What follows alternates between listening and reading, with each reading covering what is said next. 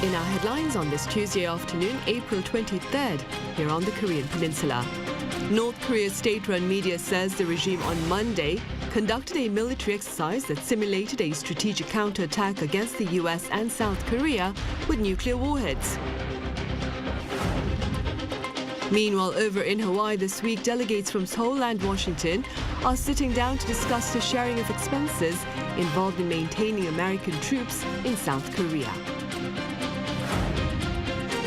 Finance Minister Choi presides over a meeting of an advisory panel, including scholars for talks on policies to respond to the potential economic fallout from tensions in the Middle East. North Korea has conducted its first nuclear counter-attack drill, and South Korea believes the latest drill seeks more than simply a show of strength. Our defense correspondent Choi Min-jung explains.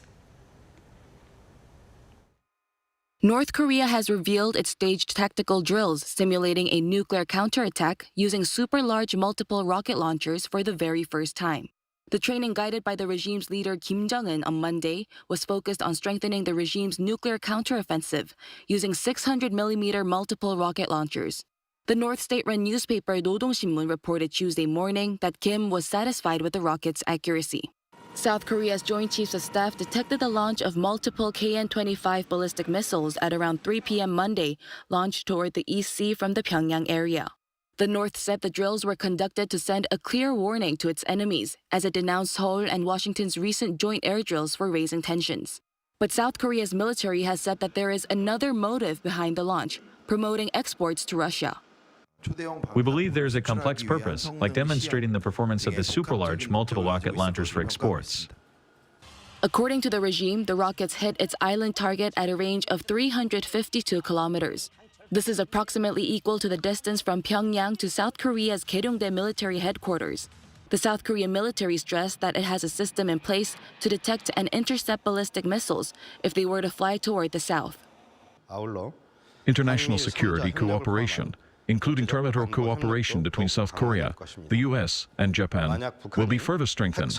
If North Korea attempts to use nuclear weapons, it will face an immediate, overwhelming, and decisive response from the ROK-US alliance, and the regime will come to an end.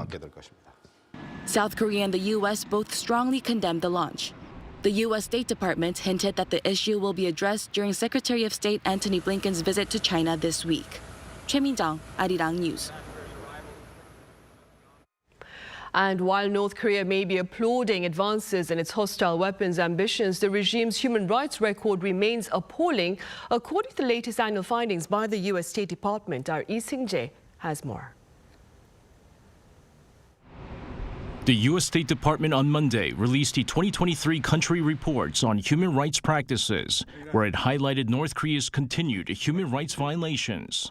While this year's report was generally similar to last year's, the 2023 report emphasized North Koreans being repatriated after COVID-19 restrictions begin to loosen in the regime. Repatriation has been a key issue for the U.S. amid concerns that North Koreans who are caught after escaping the North could face harsh treatment after being sent back home. The report also noted other serious human rights issues, such as public executions, torture, arbitrary arrest, and detention. The annual report pointed out involuntary or coercive medical practices, harsh prison conditions, as well as cases of coerced abortion or forced sterilization and human trafficking. It further elaborated on other human rights violations, such as those attempting to leave the country without permission, being killed on the spot, or publicly executed, while guards at political prison camps are said to be under orders to shoot to kill anyone attempting to escape. It added that freedom of expression, movement, assembly, and association are prohibited, with an assessment that basic human rights are not guaranteed in North Korea. Every year, the State Department publishes a report on the human rights situation in countries around the world, including South Korea and North Korea, which is required by law to be submitted to Congress. Lee Seung-jae, Arirang News. Delegates from Seoul and Washington are sitting down in Hawaii on Tuesday to address the sharing of expenses involved in maintaining American troop presence here in South Korea. Our Iani reports. South Korea and the United States' new round of talks on defense cost sharing starts on Tuesday local time in Hawaii. This is the first meeting since Seoul and Washington named their chief negotiators early last month. Lee Tae-woo, formerly the Consul General in Sydney, will lead South Korea's delegation. He will engage in talks with a U.S. delegation led by Linda Specht, a senior advisor and U.S. lead negotiator for security agreements at the State Department, who on Monday said the United States seeks fair and equitable outcomes in the Special Measures Agreement for defense cost sharing aimed at strengthening and maintaining the alliance with South Korea. The 12th Special Measures Agreement outlines the cost-sharing arrangement between South Korea and the U.S. for approximately 25,500 U.S. Forces Korea personnel. Since 1991, South Korea has been shouldering some of the costs of stationing of U.S. troops in Korea, including labor, logistics, and construction costs. The two countries have regularly engaged in negotiations on how to share these expenses, with the latest deal signed in 2021 and set to remain in effect until the end of next year. I will do my best to ensure that a rational level of defense cost sharing is achieved to provide a stable stationing environment for the deployment of U.S. forces Korea, an essential element of this combined defense posture between South Korea and the U.S. The early talks on the Special Measures Agreement, despite its effective start date in 2026, are viewed as an unusual move, with speculation that it is aimed at securing an agreement before the potential re-election of former U.S. President Donald Trump. During his presidency, Trump demanded that South Korea pay up to $5 billion a year. However, the South Korean Foreign Ministry has dismissed this speculation, saying that the early preparations are not related to the November election. Under the latest Special Measures Agreement, South Korea agreed to a 13.9% increase in its contribution from 2019 to $1.3 billion for 2021. Lee Eun-hee, Arirang News. And President Yoon Suk-yeol played host to his Romanian counterpart earlier on this Tuesday at the Yongsan presidential office, where the two leaders sealed deals on defense and more. Our senior correspondent, that is, Oh Soo-young, reports. South Korea and Romania agreed to strengthen their strategic bilateral ties, inking deals to cooperate on defense weaponry and nuclear power plants. That's according to a joint statement released by President Yoon Suk-yeol and his Romanian counterpart Klaus Iohannis following their summit at the Yongsan presidential office on Tuesday. Building on their existing bilateral consultations on defense-related issues, the two nations agreed to ramp up cooperation in jointly producing military equipment and defense technology. The two also agreed to work together to address cybersecurity and showed interest in advancing negotiations for the Korea-European Union Security Partnership. Another key outcome was nuclear energy, as Seoul seeks opportunities for its companies to win contracts to build small modular reactors abroad. The two governments signed a memorandum of understanding to establish nuclear energy cooperation, including on nuclear facility enhancement, nuclear fuel, nuclear waste management, as well as personnel development and information on supply chains. While committing to non-proliferation and the civil use of nuclear power, they agreed on the importance of nuclear technology in meeting global net zero targets, with Romania backing South Korea's carbon-free energy initiative. The two nations will also increase cooperation on infrastructure development, based on a deal reached last May between Busan Port Authority and Romania's Port of Constanța. Based on their shared values of democracy, human rights and the rule of law, the two countries agreed on the need to strengthen multilateralism, especially in the face of global security challenges. They condemned North Korea's illegal nuclear and missile programs, calling for its denuclearization and the human rights of its oppressed citizens. Seoul and Bucharest also criticized Russia's war of aggression against Ukraine, agreeing to ramp up collective pressure on Moscow through restrictive measures. Amid global supply chain disruptions and the ongoing transition to green energy, the two countries agreed to build on South Korea and the EU's frameworks, including on free trade, economic security, and green and digital partnerships. With bilateral ties stretching back to 1990, this marks the first time in 16 years that a Romanian leader has visited South Korea. Following his summit with Yoon and a meeting with Prime Minister Han Duck-soo, Iohannis will visit power plant builder Doosan Enerbility's Changwon factory on Wednesday before he leaves for Romania on Thursday. Oh Soo-young, Arirang News. Also here in Seoul, Finance Minister Choi presided over a meeting of an advisory panel, including scholars in the fields of economy and international affairs on this Tuesday. The panel was earlier launched to allow for strategic talks on national policies to better respond to the potential economic fallout from tensions in the Middle East. According to Minister Choi, the government will seek to closely monitor the situation in that region and work to devise prompt and effective response measures. Members of the advisory panel include pundits from Seogang University, Asan Institute for Policy Studies, and more. In other news, Korea's wholesale prices rose for the fourth month in a row in March. According to the Bank of Korea on Tuesday, the country's producer price index, a barometer of future inflation, was up 0.2% on month. The price index of agricultural goods gained 1.3% as the cost of cabbage soared 36%, while that of seaweed surged some 20%. With regard to the reason behind the price hike of seaweed, the bank claimed demand, especially that overseas, outpaced supply. Over in the U.S., Donald Trump's criminal trial is underway, with both the prosecution and defense making compelling opening statements on Monday. Our Jong-un has the latest. On Monday, the prosecution and Donald Trump's defense made their opening statements at the former president's hush money trial, the first criminal trial of a former U.S. president. The final jurors were seated on Friday, and all eyes will be on New York Supreme Court Judge Juan Merchant as he oversees the first criminal trial of a former U.S. president. Trump has pleaded not guilty to all 34 charges of falsifying business records related to an accusation that a payment of $130,000 US was made to porn star Stormy Daniels in return for keeping quiet about an alleged encounter between Daniels and Trump. For opening statements, prosecutor Matthew Colangelo argued election fraud, saying that Donald Trump had a scheme to corrupt the 2016 election by silencing people who were about to come forward with embarrassing stories that may hurt his campaign. The prosecution argued that it wasn't political spin or a communication strategy to avoid bad press, but that it was a planned and highly coordinated scheme of illegal hush money expenditures. Meanwhile, opening statements from Trump's defense attacked the case as baseless, saying the former president did nothing illegal, arguing that Trump was trying to protect his family, reputation, and name brand. While leaving the courtroom on Monday, Trump downplayed the trial, calling it a very minor bookkeeping case, and that it was indeed about an election, not the 2016 election, but the one this November, saying that it was a Democratic attempt to disrupt his chances at reclaiming the presidency. And over here, I did nothing wrong also. This is a Biden witch hunt to keep me off the campaign trail. So far, it's not working because my poll numbers are higher than they've ever been because the public understands that it's a witch hunt.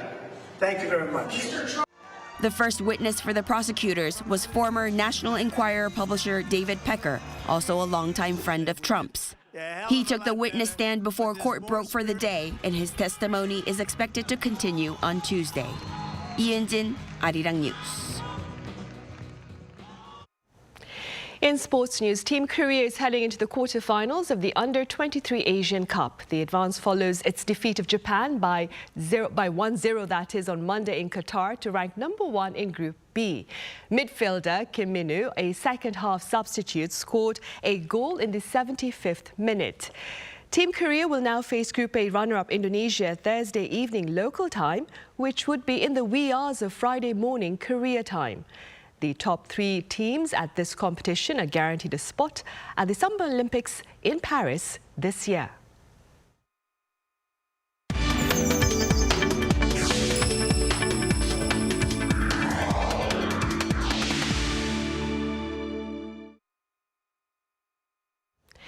In our interview segment this week, we learn about Korea's efforts to better accommodate its foreign workforce amid its shrinking and aging population. My colleague Kim Do-yeon has details. The number of foreigners with the E9 non-professional working visa has grown fast, with around 165,000 issued in 2024, especially as the productive population declines. The country will keep needing more of these workers. But unless it acts now, it won't continue to be an easy option. That's according to Professor Kim Seok-ho of Seoul National University, who leads a special subcommittee on co-living with foreign workers under the Presidential Committee for National Cohesion. Japan and Taiwan, just 5 to 10 years ago, had very strict policies on foreign workers. They had conservative policies towards them, but that all changed. With this comparison, there's not much time left for South Korea to gain an advantage over these countries in hosting foreign workers, as the country is now competing with others for a quality foreign workforce. This special committee is already the third one related to the foreign population in South Korea. As it focuses on the workers, it has four main goals to tackle as the country has a long way to go in accommodating foreign workers.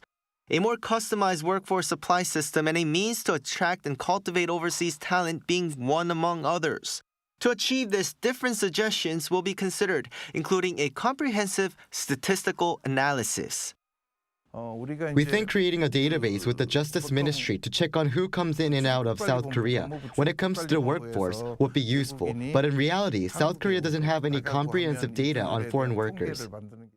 Even President Yoon Suk-yeol last year emphasized that the past governments had put off the responsibility to take care of the foreign population as he made an unusual appearance to participate in a subcommittee meeting on this particular issue.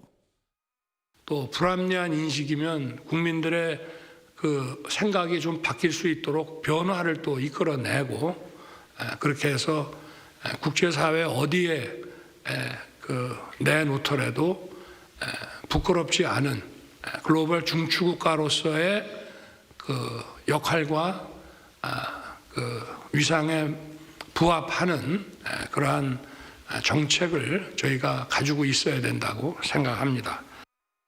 In fact, that's one of the most important duties of this ongoing subcommittee. National Cohesion Committee Chair Kim Han-gil said foreign workers need to be part of a, quote, new us, as he kicked it off last month.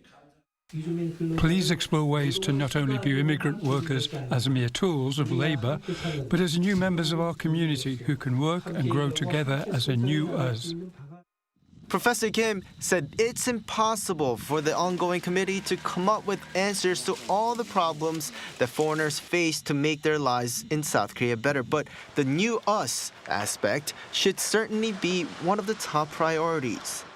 It's not just about forcing immigrants to adapt to living here. It's equally about us adapting to them. The subcommittee will run for another 2 months and then report its findings during its 100 days of operation to the president. The point of this special subcommittee, Professor Kim said, is to make sure that citizens are included in the process of coming up with good answers. Kim Do-yeon, Arirang News.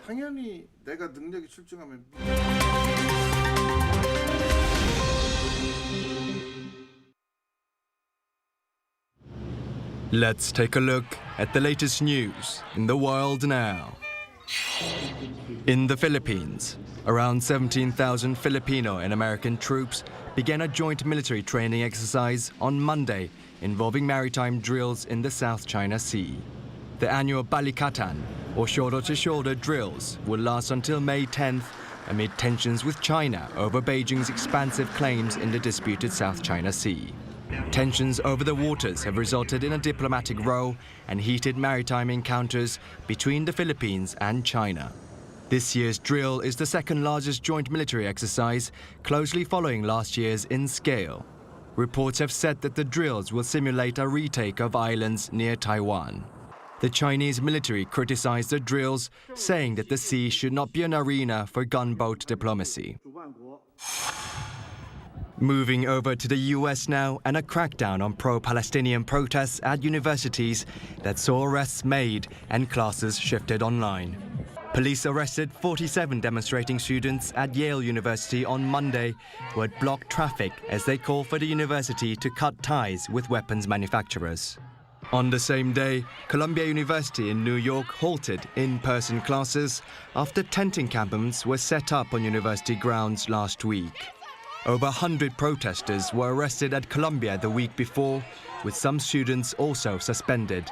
New York City Mayor Eric Adams blasted protesters for blatant anti-Semitism, but organizers hit back, saying individuals making inflammatory comments did not represent them.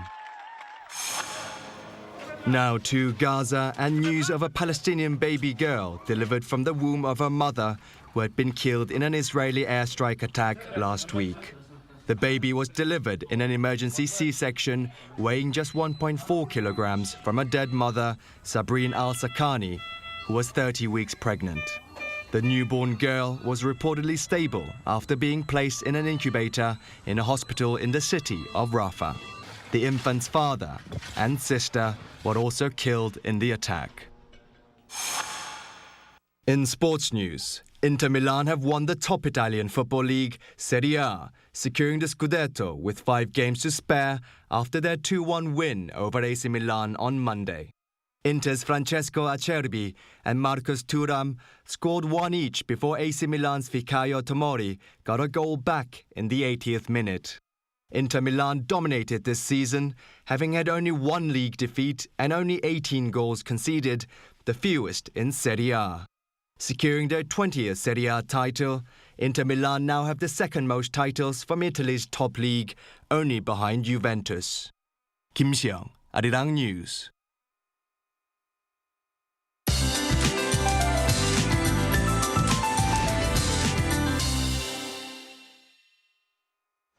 Good afternoon. After an unexpectedly sunny Monday in the capital, now we are back to cloudy skies with spring rain in the forecast. Rain will start from Jeju and the east of Gangwon-do this afternoon before spreading nationwide by late tonight. And this band of rain will continue into tomorrow. East of Gangwon-do could see up to 40 millimeters. The rest of the country could see up to 30 millimeters of showers. Meanwhile, Gyeongsang-do provinces and Jeju Island will be quite windy as well. As the rain clouds move in late tonight in central regions, it should be as warm as yesterday during the day with an expected high of 25 degrees Celsius here in the capital. But the rest of the country should notice cooler highs at 19 degrees in Daegu, and East Coast regions continue to see highs in the mid-teens. After a rainy and cool Wednesday, sunshine and warmth return on Thursday, and it should stay that way through the weekend. But it looks like it's going to rain on Jeju Island on Friday and Saturday. With that in mind, let's take a look at the international weather conditions.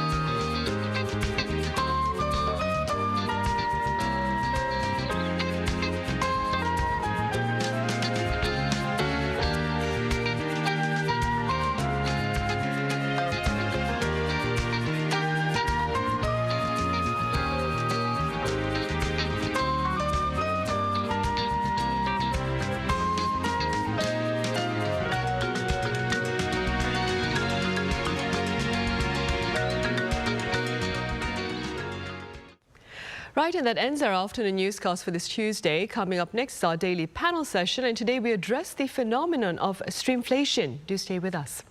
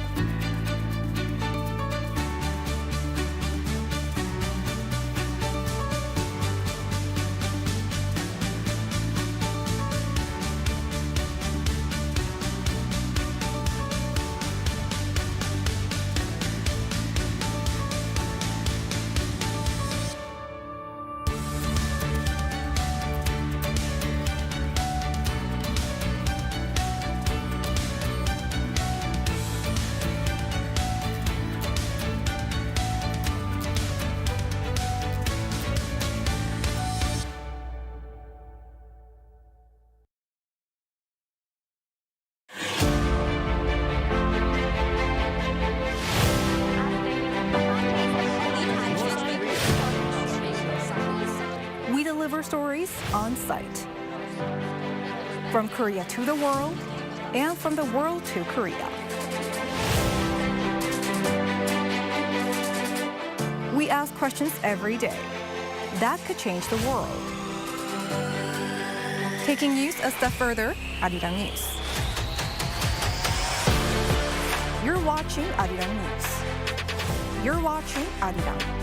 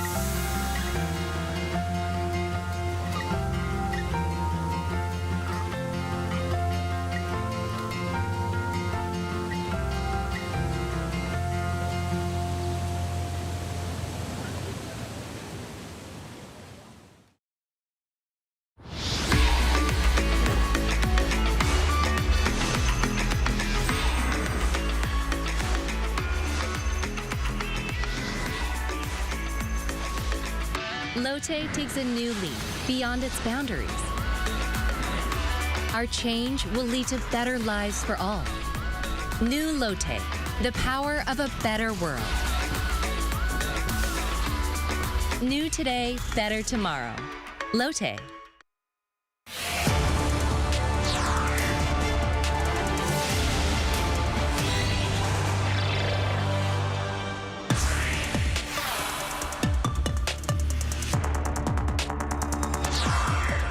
Online service platforms appear to be testing the loyalty of their subscribers with substantial hikes in monthly membership fees. So what are the latest statistics telling us about streamflation here in Korea? What are pundits saying about Coupang's decision to raise its subscription fees by over 50%? And what are the broader implications of these hikes? Welcome to Issues and Insiders for this Tuesday, April 23rd here in Korea. I'm Min Sun-hee. Korean e-commerce giant Coupang recently raised its WOW monthly membership fee by almost 60% to 7,890 won, about $5.80. For more on the reasons and the repercussions of this move, I have Professor Kim Yong-jin at Seogang University live on the line. Professor Kim, it's good to have you on. Good afternoon.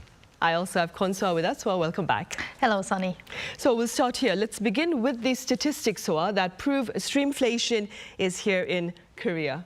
Right. So, well, first off, for starters, Streamflation is referring to the rising costs of streaming services that used to be praised for their affordability and for being superior alternatives to traditional TV.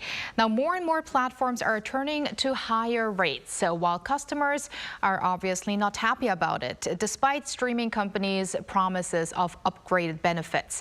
Most recently, a super hike has been making headlines as the country's top e-commerce company Coupang announced a 58% increase of its monthly WOW membership fee, which includes video streaming and delivery services. And this isn't the only platform that has recently raised or announced an increase in its subscription fees. Let's take a look at major platforms that have streaming services and are widely used in Korea. Google in December raised the monthly subscription price for YouTube Premium, a paid membership that includes access to ad-free YouTube videos, from 10,450 won to 14,900 won, or around $7.6 to $10.8 per month. And that's a 42.5% increase. The price for Korea's Coupang's WOW membership, still cheaper than others, soared from 4,991 to 7,891, or some $3.6 to $5.7, again by 58%. World's #1 OTT platform Netflix restricted new signups for its standard membership, priced at 9,500 won, or roughly $7 in December. Now, the cheapest option now is 13,500 won, or close to $10. Disney Plus and local streaming platform TVing also raised fees by 40% and 20% respectively. Right, I see. And all that being said, Professor Kim, how do you explain Coupang's decision to substantially raise its Rocket WOW subscription fee, that is? Well, so you explained very well. It looks like substantial because it was the price, membership price of Coupang was quite low. But anyway, Coupang, has decided to raise the price of this WOW paid membership service, to 7,891. It's about $5.74 per month, from the current 4,991, which is about 58% increase, like you mentioned. According to the company, the reason of the price hike is to continue to expand its exclusive benefit for WOW members, such as free shipping, free returns, unlimited OTT service, and free food delivery. New subscribers will require to pay the increased price from this coming Saturday, and the price hike will also be applied to existing users from their August payment. This move of the company can be interpreted as an attempt to secure profitability in preparation for the penetration of Chinese e-commerce companies like AliExpress and Temu in the Korean market. To compete with these Chinese competitors, Coupang need to keep investing in expanding its logistics infrastructure and advancing its technologies and nationwide delivery network. So they need more money to invest in. I think, this might be correct analysis about their price hike. Right, indeed. Professor Kim, Coupang's latest price hike, it's also triggered renewed interest in the lock-in business model. For the sake of our viewers who may not be familiar with this term, could you tell us a bit about this business model? Well, yeah, the lock-in business model is quite common nowadays, right? The term lock-in business model, comes from lock-in effect in theory, which exists, when a customer is so strongly tied to a company that switching is only possible with, a considerable effort and expense. That means a customer cannot run away from using the service or buying product of a company. In the B2B environment, this can happen through, strong integration of the provider into the customer's processes. In the B2C business, like what we do on e-commerce, right? This can happen when a company provides a compelling set of benefit to customers, and customers cannot find a better alternative to the service. Think about the case of Microsoft Office. Most people I know use it, and I heavily use it. If I'm not using it, there's not much alternative to use. I use it more, I learn about it more, and thus I use it more. This is kind of virtuous cycle heading toward lock-in. In particular, as a subscription business model like Coupang, Marketplace, Amazon, Netflix is really getting popular. Building a compelling set of benefits into a subscription offering it becomes very easy. And so this kind of bundling itself make customers very easy for their lives, and then so that they have to stay with these companies in a long period of time, which in turn contribute to the company's bottom line very positively. You're right, I see. By keeping these customers locked into their ecosystem of essential commodities and entertainment then. Right. Meanwhile, so I hear efforts to encourage food delivery by doing away with delivery fees are actually backfiring. Could you tell us a bit more about this? Right, Sunny. Amid fierce competition among food delivery platforms, major local operators are trying to increase their market share by launching these free delivery services. Now, in the past weeks, Coupang Eats, 배달민족 or 배민 in short, and Yogiyo all rolled out membership-based free delivery services in the order I just mentioned. So Baemin and Yogiyo were quick to respond to Coupang Eats' decision. The ones who are not fond of this kind of service are restaurant owners over fears of increased commission fees on orders placed through these delivery platforms. Now, one food that's in particular popular among customers here using delivery apps is chicken. And chicken restaurant owners rolled up their sleeves to voice their frustration against the delivery platform's unilateral, abrupt free delivery campaigns, as they say. Restaurant owners of 5 major chicken brands across the nation released a statement last week targeted at delivery app companies, in which they said no matter how much they sell, they have trouble paying for labor costs due to the commission charges now exacerbated by delivery cost burdens. They claimed if a chicken costs some 20,000 won, some 6,000 won go into commission and delivery costs, saying if this goes on, they might have to raise the price for one chicken to 30,000 or 40,000 won in the future, which then would burden the consumers. With that, they warned to boycott the delivery apps if they don't do something to improve the situation. And speaking of consumers, they as well seem to have some complaints when it comes to free delivery services.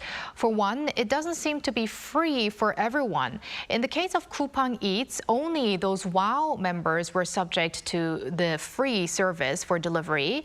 And for others, it appears to be strenuous to download coupons to be able to receive free delivery. That was the case for Baemin users. And in some cases, the availability of the service varied widely depending on where you are ordering from. And that was the case for users of Yogiyo. Right, I see. Meanwhile, back on streamflation, Professor Kim, what look to be the broader implications of streaming services expenses on household budgets, do you think? Before I answer, that question, I want to add one thing, to Soa's, explanation about delivery service. These companies might have to use a subscription business model too. That'll probably solve the problem of delivery service fees. Anyway, so let me, first tell you the simple stats about the streaming service in the United States, right? 38.1% of all TV usage is dedicated to streaming. And there are approximately 1.8 billion subscriptions to video streaming services, and 26% of viewers admit to binge watching at least once a week.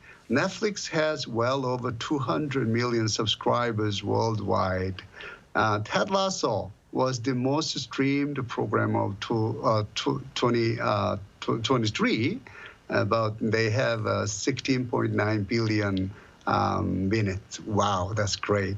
And according to a survey conducted in June 2023 in South Korea on over-the-top OTT video streaming service, subscriptions, roughly 36.5% of respondents answered that they were subscribed to just one service at a time. However, another 31% stated to be using 3 or more subscription services at a time. And then the OTT business has been growing about 6.5% every year. And in 2023, South Koreans subscribed 2.7 OTT services on average, and the average amount of payment for all age group from 20 years upward was about 12,000 Korean won per month, which means, now the service fee becomes, kind of burden to household. Right, indeed. And speaking about burdens, so in response to Coupang's monthly membership price hike, I believe its competitors are going all out to lure customers who may choose to leave Coupang because of this burden. They are amid growing consumer backlash over Coupang's sudden hike of its WOW membership fee, which has resulted in a number of customers actually contemplating over whether they should terminate their membership. E-commerce rivals such as Naver and Shinsegae are now trying to take advantage of this situation by bolstering their own membership benefits or launching promotions. Korea's leading internet portal operator Naver, which also has its online commerce business, announced last week to offer free delivery benefits to Naver Plus membership users for 3 months and 3 months of free subscription for new members. Naver Plus users receive discounts when shopping or making reservations through Naver. Gmarket and Auction, e-commerce platforms under Shinsegae Group that used to have a bigger market share in the past but currently lag behind Coupang, will reduce annual fees for the Shinsegae Universe Club membership in May from 30,000 won, roughly $22 to 4,900 won, just $3.5.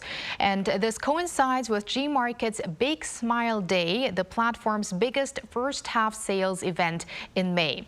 The Shinsegae Universe Club offers benefits and discounts for 6 most used Shinsegae affiliates: eMart, Shinsegae Department Store, Shinsegae Duty Free, SSG.com, Gmarket, and Starbucks. Nevertheless, pundits doubt these marketing strategies are enough to steal customers away from the #1 e-commerce, Coupang, to the extent that Coupang will actually be threatened to remain on top. Right, and then staying with that then, Professor Kim, what are your personal thoughts regarding the hikes in membership fees by online platform services? Well, there are 2 conflicting perspectives. From a business scholar and from a customer. So let's say, from a business scholar perspective, I think it is really good strategic move for Coupang. The decision of substantial increase in the Rocket WOW subscription fee may send a good signal of margin management to the market. So their stock price will go up.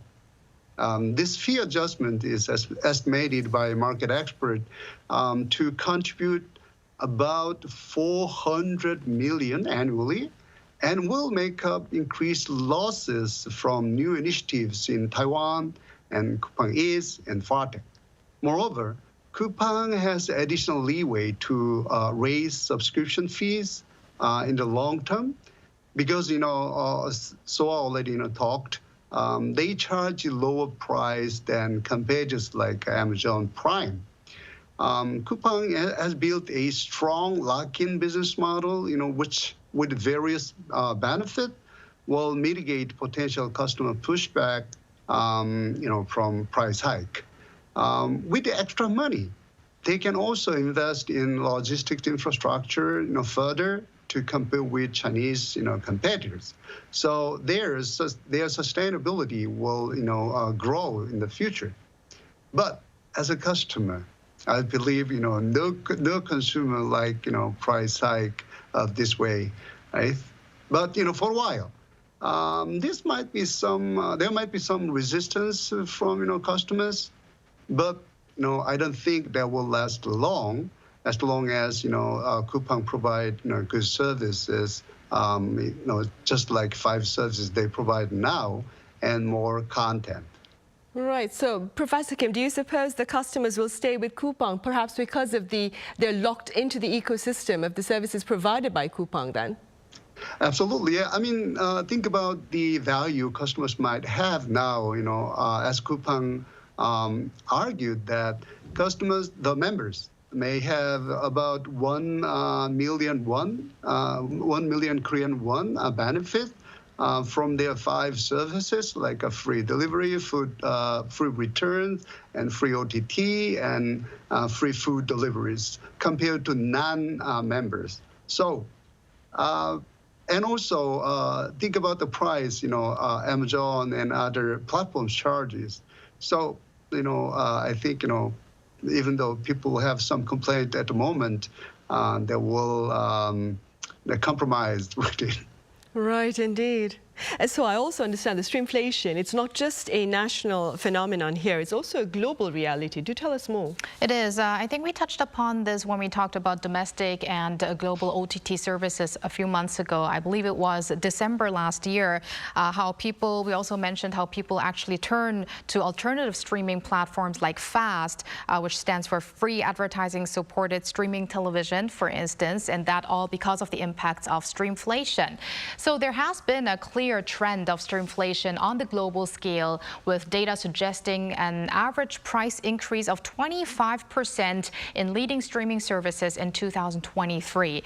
This hike primarily associated with rising content production costs and growing competition. The trend started with Netflix, which was among the list I showed you earlier of major platforms used in Korea too.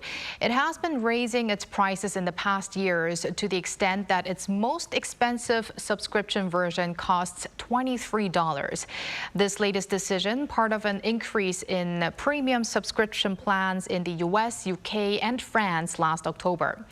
After the golden years for video streaming platforms during the stay-at-home era or during COVID-19 pandemic, losses of subscribers made the world's leading OTT take action in the form of password-sharing crackdowns and price hikes. Disney+, Hulu, ESPN+, Paramount+, Peacock, all the major players followed suit. The streamflation phenomenon, however, does not seem to be scaring away consumers, as spending on streaming services in January this year soared more than 70% when we compared from 2021. Right, then keeping in mind the popularity of streaming services and our growing dependence on these online services, Professor Kim, the Fair Trade Commission here has reaffirmed its intentions to push for the so-called online platform law. Could you tell us a bit about this legal initiative and the response to its potential introduction?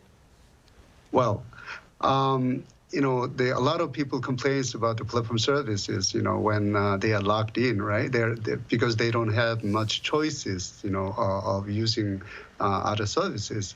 So, as you mentioned, the Korea Fair Trade Commission, what is called KFTC, reaffirmed its intention to introduce the Act on Promotion of Platform Competition, what is called the Digital Regulation Bill, that follows President Yoon Suk-yeol's earlier introduction to prepare measures to reduce the harm caused by monopoly of large platforms. This is the key part, right?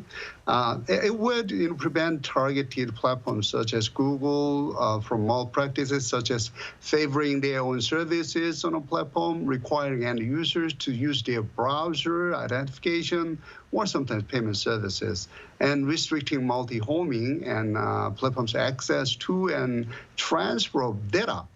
So, we say, data is mine. Why you have data and why you transfer your data, my data, to your countries, on your own.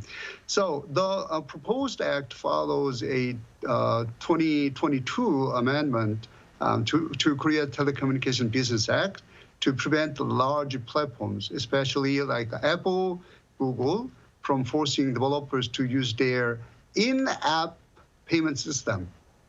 Probably everyone knows, this was very, a famous case. And it can be seen as doing Korean small businesses a favor, but it probably undercut U.S. business interest in Korea's large and booming digital market.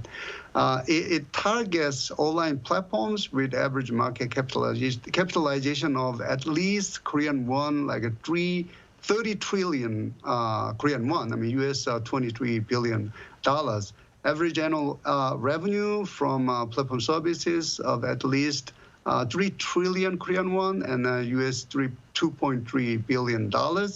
And with at least 10 million average monthly users, or at least 50,000 average monthly business users, meaning that the likely Google, Meta, Apple, Naver, and Coupang. So-called Amazon of Korea, Coupang is Amazon of Korea, right? It's actually the U.S. company, it is listed in the U.S. market, would likely target it. So there are some complaints. This proposed act and bills under discussion, limit that unfairly target U.S. companies, which will in turn end up helping Chinese companies gain larger market share, like Alibaba and TikTok have recently amplifying investment in Korea, and Alibaba's subsidiaries Alipay, AliExpress, and Temu are rapidly gaining market share in Korea. So the platform law might be amended a little bit, to resolve this issue too. Right, which is why discussions are currently taking place to ensure a productive bill then. All right, Professor Kim, as always, thank you very much for your time and your thoughts today. And so thank you very much for your insights. Thank you, Sunny. Thanks for having me. Right, well, on that note, we end this edition of Issues and Insiders. As always, thank you for watching. See you same time tomorrow.